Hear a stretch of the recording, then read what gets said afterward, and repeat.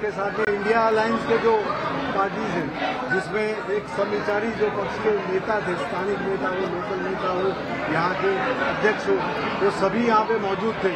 और जो आप नाराजगी वर्षाताई की बात करते हैं, आपने देखा भी होगा, आपने सुना भी होगा, वर्षाताई में आपके जो दिमाग में या किसी के दिमाग में ये चलता होगा कि वो नाराज है वगैरह, बिल्कुल नहीं है। उन्होंने साफ साफ शब्दों में बहुत अच्छी तरह से अपने विचार रखे।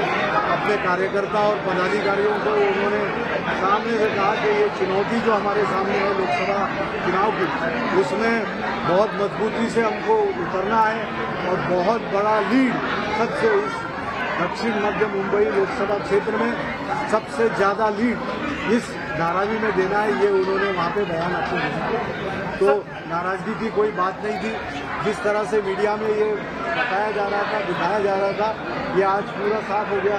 इसको पूर्ण विराम भी मिला। कैंपेनिंग किस तरीके से की जाएगी, उसके स्ट्रक्चर, उसके प्लानिंग को लेकर कहीं कोई चर्चा हो रही है इस बारे में? आज मीटिंग हुई, कोऑर्डिनेशन कमेटी जब बनती है, कोऑर्डिनेशन पार्टीज के बीच में, अलायंस के बीच में जब कोऑर्डिनेशन की जब बातें रहती है, इस तरह से आगे ये रणनीति है।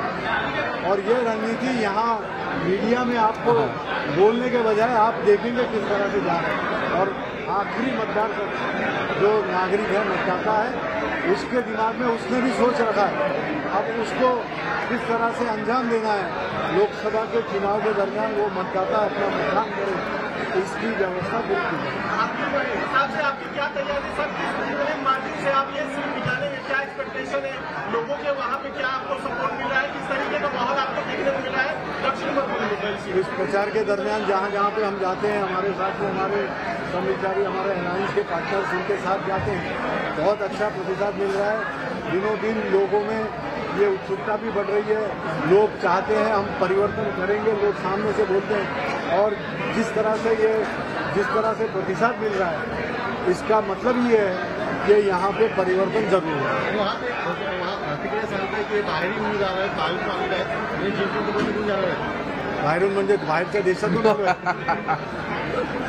जिन्होंने इस तरह की बयानबाजी की होगी, वो संविधान पढ़े, थोड़ा आरपी एक्ट पढ़े, रिप्रेजेंटेशन ऑफ पीपल एक्ट पढ़े, तो उनको पता चलेगा।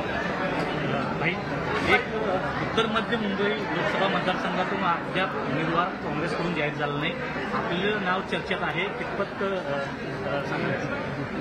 हा प्रश्न तुम्ही राहुल गांधींना विचारायला पाहिजे किंवा के.सी. वेणुगोपालांना विचारायला पाहिजे। आमच्याकडे लोकशाही आहे, आपल्याला माहिती आहे। मी मागितलेलं आहे उत्तर मध्यमधून, ज्या बांद्रामध्ये मी राहतो 25 वर्ष, त्यामधून मी स्वतः उमेदवारी मागितलेली आहे। अनेक आमच्या सहकार्याने मागितलेली, वर्षाताईंनी सुद्धा मागितलेली आहे, नसीम खान यांनी मागितलेली आहे, सुरेश शेट्टी यांनी मागितलेली आहे। पक्ष त्याच्यावर योग्य निर्णय घेईल योग्य वेळेला, कारण आपल्याला हे माहिती आहे चौथ्या फेजमध्ये म्हणजे 20 मेला आपलं इलेक्शन आहे।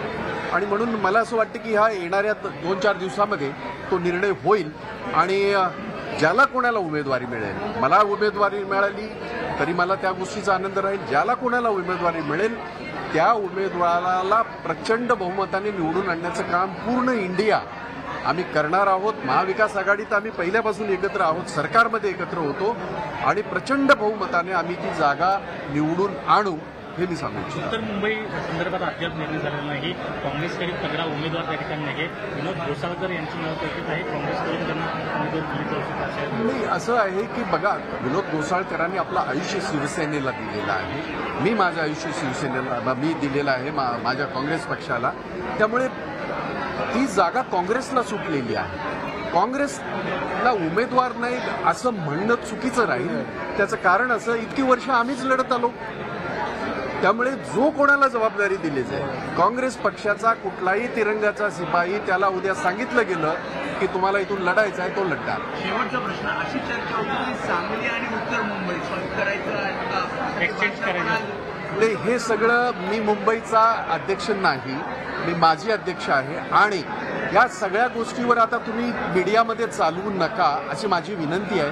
तुम्हाला आदेश देण्याचं माझं काम नाही, पण जे काय चर्चा होत होत्या झाल्या त्याचा सगळा पूर्णविराम झालेला आहे। आता सगळे आपल्या आपल्या कामाला लागलेले आहेत। समोरच्या यांना हे जे भाजपचं भ्रष्टाचारी आणि सगळं जे काय सरकार जे गेली 10 वर्ष बर्बाद देशाला करून टाकलेलं आहे त्यांच्या विरोधामध्ये लढायचं आहे आणि जिंकायचं आहे. या ईर्ष्येने सगळ्या जागा आम्ही लढवणार आणि जिंकणार.